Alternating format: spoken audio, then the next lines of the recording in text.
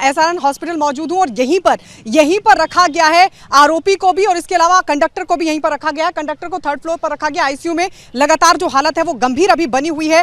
हालांकि अगर बात आरोपी की जाए, आरोपी को भी रखा गया क्योंकि थोड़ा सा जो मसला है वो बेहद गंभीर है और इस वजह से कहां पर रखा गया ये अभी तक डिस्क्लोज नहीं किया गया है। लेकिन बड़ी बात जो निकलकर सामने आई है वो आई है कट्टरपंथी सोच। जी हां, कट्टरपंथी सोच जिसकी वजह से इस पूरी घटना को अंजाम दिया गया। ये बड़ी जानकारी ये भी मिल रही है कि जिस दिन इस घटना को अंजाम दिया गया उस दिन आरोपी ने बकायदा सुबह 4 बजे उठकर पाकिस्तानी कट्टरपंथी नेता हुसैन रिजवी का वीडियो देखा था और कई वीडियोस उसने देखे थे और उसके बाद इस पूरी घटना को अंजाम दिया था। उससे तकरीबन 10 से 12 इंपॉर्टेंट सवाल पूछे गए थे और उसमें आरोपी ने पुलिस को यह जानकारी दी है कि वो किस तरीके से सेल्फ रेडिकलाइज था। उसने वीडियोस देखे थे और फिर इस घटना को अंजाम दिया था। वो अतीक अहमद से भी प्रभावित बताया जाता है और यह भी जानकारी मिल रही है कि उसके अंदर इतनी ज्यादा नफरत थी कि वो पहले से पूरी प्लानिंग के साथ पहुंचा। चापड़ लेकर वो पहुंचा था, बंदूक थी, लेकिन वो चाहता था कि अच्छी तरीके से सबक सिखा जाए और इसलिए उसने चापड़ का इस्तेमाल किया इस घटना को अंजाम देने के लिए।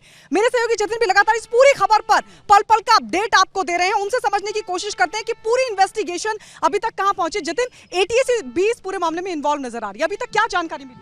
जी देखिए, जिस कट्टरपंथी सोच के बारे में चीजें निकल कर आ रही हो, यही वजह है कि एटीएस अब इस पूरे मामले को इन्वेस्टिगेट कर रही है। कल 2 बार एटीएस की टीम लारेब के घर पहुंची। उसके घर से जितने भी इलेक्ट्रॉनिक गैजेट्स बरामद किए पुलिस ने, उसको फॉरेंसिक जांच के लिए भेजा गया है और अभी तक की जो जानकारी मिल रही है उसके फोन को खंगाला जा रहा है और जब फोन को खंगाला गया तो कई ऐसी आपत्तिजनक वीडियो लारेब के फोन से मिली है जो कहीं ना कहीं सर तन से जुदा की जो थ्योरी जिस पर एटीएस और लोकल पुलिस इन्वेस्टिगेट कर रही है उसको कहीं ना कहीं पुख्ता करते हुए नजर आ रहा है। लारेब से जब पूछताछ की गई तो उसने साफ तौर पर बताया और कबूला कि उसने कंडक्टर की हत्या की और इसलिए की कि वो अपशब्द बोला करता था। वो इस बात से गुस्सा था, सिर्फ उससे ही नहीं बल्कि बस में मौजूद जो दूसरी सवारी थी उसके साथ भी कंडक्टर का विवाद हुआ। कंडक्टर जो पीड़ित इस पूरे मामले में है, सिर्फ उसका विवाद नहीं बल्कि दूसरे लोगों के साथ भी विवाद हुआ और कहीं ना कहीं गुस्सा जो हरिकेश है कंडक्टर उसके ऊपर निकला है। तो कहीं ना कहीं कट्टरपंथी सोच को लेकर जो एविडेंस अब पुलिस के हाथ लग रहे हैं उस एविडेंस को अब कड़ी बनाकर एटीएस इस पूरे मामले को इन्वेस्टिगेट कर रही है।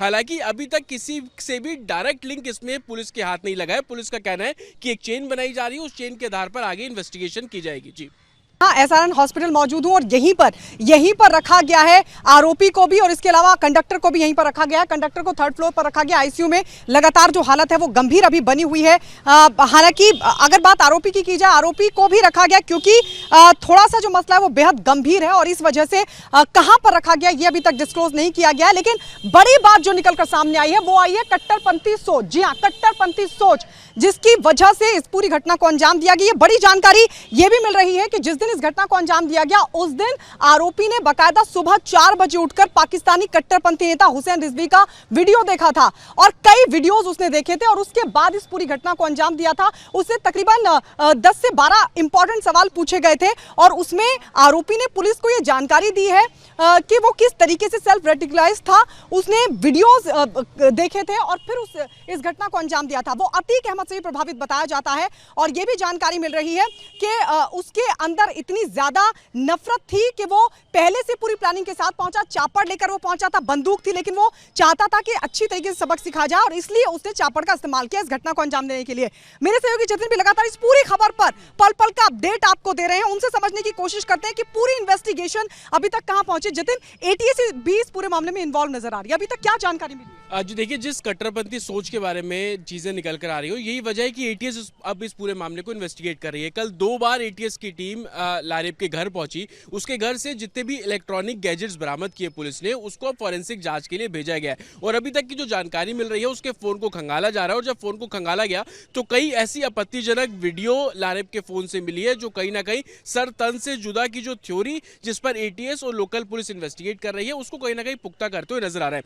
लारेब से जब पूछताछ की गई तो उसने साफ तौर पर बताया और कबूला कि उसने कंडक्टर की हत्या की और इसलिए की कि वो अपशब्द बोला करता था। वो इस बात से गुस्सा था। सिर्फ उससे ही नहीं बल्कि बस में मौजूद जो दूसरी सवारी थी उसके साथ भी कंडक्टर का विवाद हुआ। कंडक्टर जो पीड़ित इस पूरे मामले में है, सिर्फ उसका विवाद नहीं बल्कि दूसरे लोगों के साथ भी विवाद हुआ और कहीं ना कहीं गुस्सा जो हरिकेश है कंडक्टर उसके ऊपर निकला है। तो कहीं ना कहीं कट्टरपंथी सोच को लेकर जो एविडेंस अब पुलिस के हाथ लग रहे हैं उस एविडेंस को अब कड़ी बनाकर एटीएस इस पूरे मामले को इन्वेस्टिगेट कर रही है। हालांकि अभी तक किसी से भी डायरेक्ट लिंक इसमें पुलिस के हाथ नहीं लगा है। पुलिस का कहना है कि एक चेन बनाई जा रही है, उस चेन के आधार पर आगे इन्वेस्टिगेशन की जाएगी। जी।